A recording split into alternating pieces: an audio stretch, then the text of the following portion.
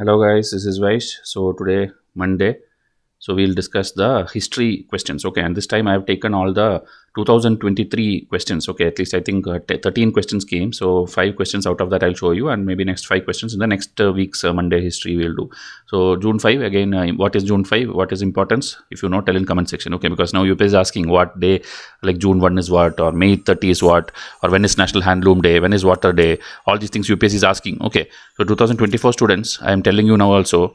If you join Vysh IAS or not, it is your choice. But please join only one test series, and learn that your entire year. Don't simply waste your time on 10, 15 test series and all. Nothing is going to help you. You don't have that much memory power and skills that you will by heart that many questions. Okay, a very good institute like Vysh IAS is covering 100 tests for you in a year, that in a scheduled format. Meaning I will not throw test at you on day 1. I'll tell you read NCERT's class 6 to 10. Then weekend we'll conduct a test. Then I'll tell you do NCERT class 12 for 3-4 days. Then I'll give you the next test based on that. So I'll give you test paper after completing each syllabus. So like that, when you do throughout a year for 365 days, you will obviously pass. But problem is students enroll also. Sometimes I am telling those who enroll also, for the first 3 weeks they will be very interested. After that they get diverted, their complete schedule gets out of this thing. They think like, okay, it's okay, last time I'll catch up. Nothing is going to happen. If you don't follow discipline or consistency for 365 days, you will not pass this UPSC.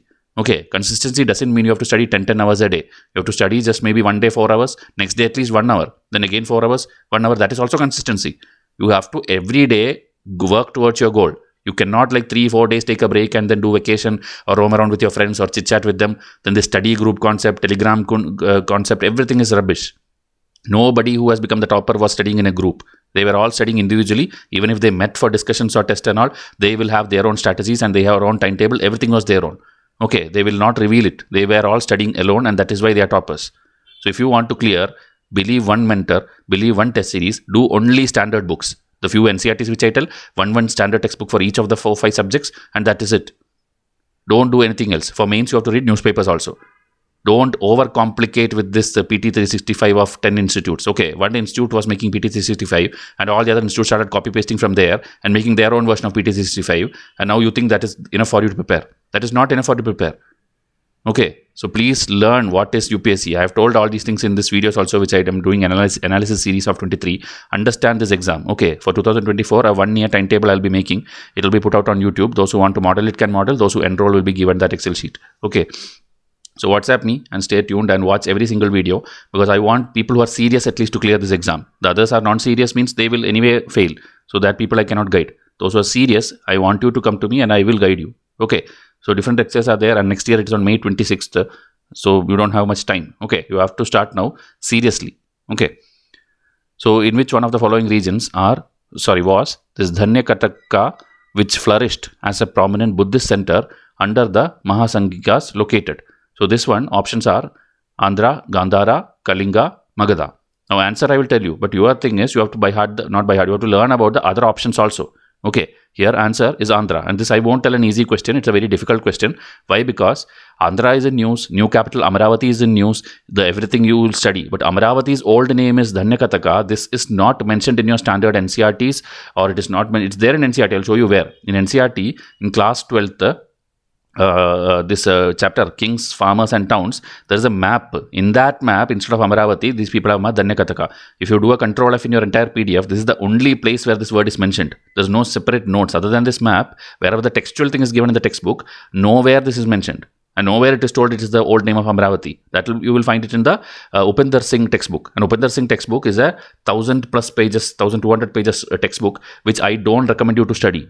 That is why I am telling you, if you enroll to our test series. Okay, this question was missed by Vysh IAS also, I agree. Okay, because our lectures we are doing class 6 to 10th was done. Class 12th free lectures we are yet to do. Okay, we are not charging a single rupee for lectures. It's completely free. So class 12th also, now this year I will be doing. Okay, I will be trying to do it myself itself. It will be there on our YouTube for free. So then next year onwards, when they ask these silly things, I can tell like, okay, I have also taught you.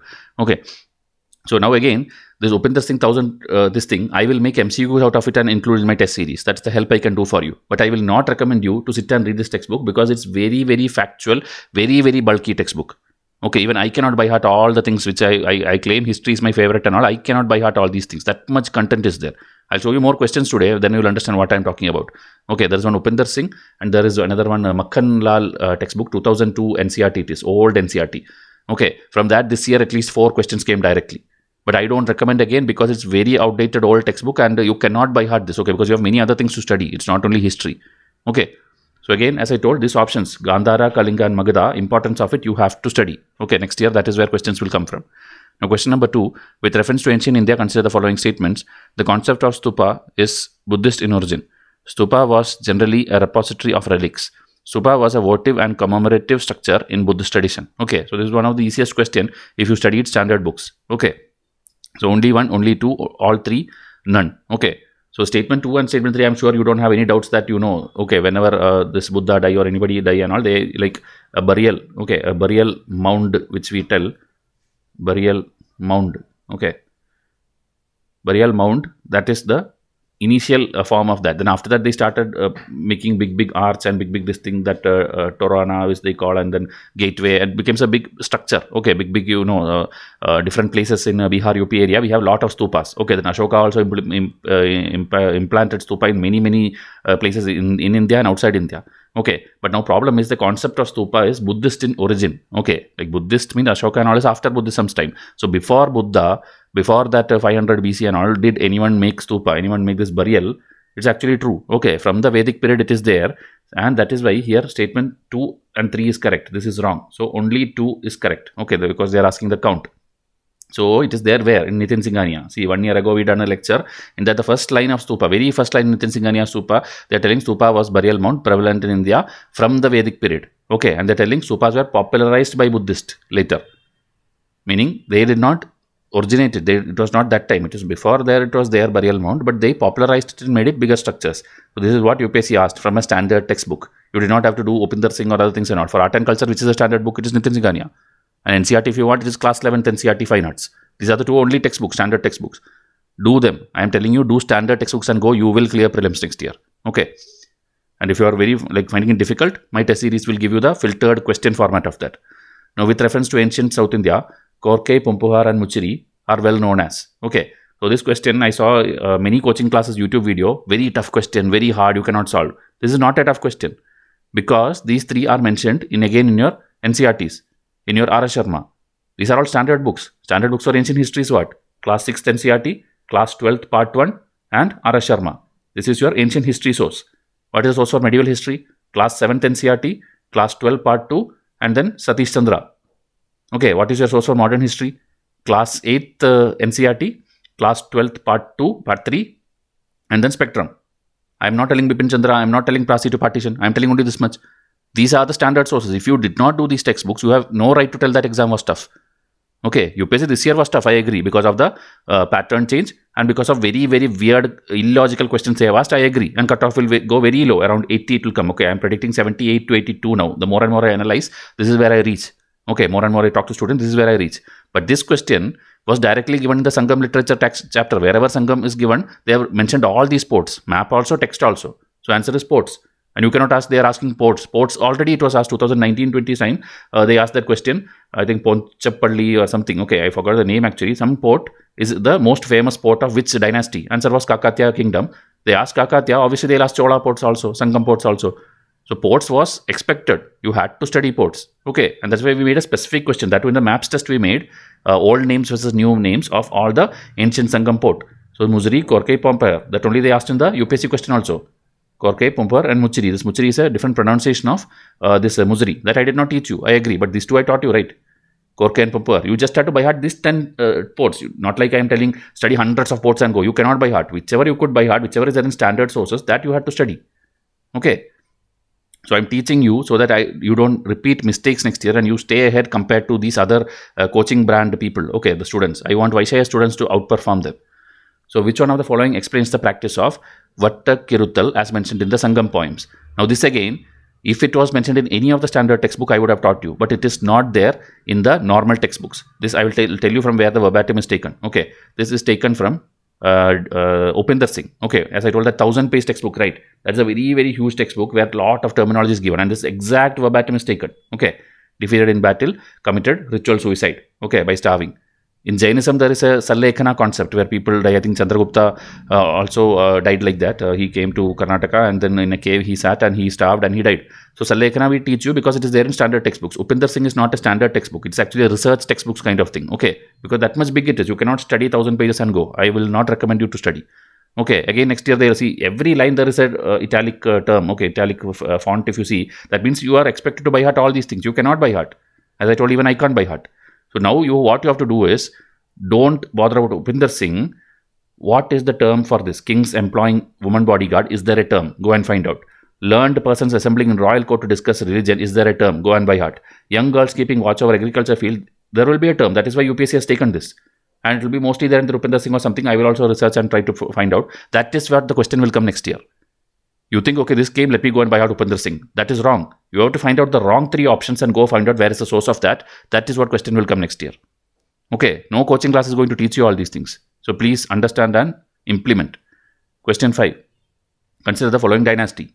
Hoysala, Gahadwala, Kakatiya, Yadava. Again, Kakatiya dynasty, Yadava dynasty and Hoysala and Gahadwal is all there in your Satish Chandra textbook. Why Satish Chandra textbook? Because these are all medieval. UPSC's question was that only. You will think like they asked you timeline. They did not ask you timeline. How many of the above dynasties established their kingdom in the early 8th century? What is 8th century? What is the partition of ancient history, medieval history and modern history? When did modern history start? When Vasco da Gama came, 1498. From there you are studying 14th this thing. Okay, that means the 15th century you can call. That is when the modern history starts. When is medieval? Medieval is again like when Islam is born around the 7th or 8th century, early 8th century. From that to this thing is called medieval. And before that, the Cholas and everything which you study from Buddhism, the BC, even the old Stone Age onwards till here, it is ancient history. So UPSC just wanted to ask you whether these are in ancient history or in medieval history. Meaning you had to recollect whether you studied it in Satish Chandra textbook or you studied it in R. Sharma textbook. I told you always clarity should be there in timeline because the textbook, right, the textbook of R. Sharma and Satish Chandra is designed in chapter-wise timeline order. The 1st century kingdom, the 2nd century kingdom, 3rd century kingdom. So instead of by-hearting all the big coaching notes and this thing and all, you could have simply studied 2 textbooks in order, for which again free lectures is there in my channel. You could have recollected that we studied all this in Satish Chandra chapter. That means all are after 8th century. It's not even 8th, it's like I think 13th century timeline. Okay, so here answer is none. Answer is D, none. None of them are established in the early 8th century AD. In the beginning of the 13th century, you know, many kingdoms started disintegrating. The Cholas, the Chalukyas, meaning the old ancient things started disintegrating. That time new kingdoms came. So Kakatiya was one of them, Yadavas was one of them. Same like that, the Gujjar Pratiharas were wiped out when the Islam came. That's when medieval started. So Ghaznavids came in the early 11th century. Then after that, again kingdoms started coming. Gahadwalas in Kannauj, Parmaras in Malwa, Chalukyas in Gujarat, Chauhans in Ajmer, Tomars in Delhi, Chandalas in Bundelkhand. Then only you will start seeing the Muslim kingdoms and the slave dynasty and the Mughals later coming. This is how the timeline is. This basic thing you have to know. See, 10th to 14th century, 11th to 12th century, 12th to 14, 12th to 14. This is what somebody will teach you. It doesn't specifically like you have to tell like Gahadwala, okay, this is the correct year which came. That UPSC did not ask you, because if they ask, I will also accept this is a very, very difficult question. Now I'll put it in medium category because you have to again recollect. Okay, so that is why it's a medium category question. It's not an easy question. It's not a difficult question. Okay, so this level of analysis, if you are liking, if you think I am worth being your mentor or teacher, please WhatsApp me. Okay, 7200 681 675. You message me. And I will give you 25 foundation videos, which 99% of you will again skip because you want direct lectures. You want direct question papers. You want direct all the buffoonery which is going on in this coaching industry. I will give you this 25 foundation video, which I guarantee you. Okay, you can write and keep. It's a guarantee. You will become 99% or 100% better aspirant than the people who are in Delhi coaching classes and other institutes. I can guarantee you that. I have researched this entire UPSC exam for the last 30 question papers, 30 years of question papers, and I can assure you this will be changing your life. So please WhatsApp me and study the right way. Okay, so tomorrow again the next episode will come. Thank you and have a nice day.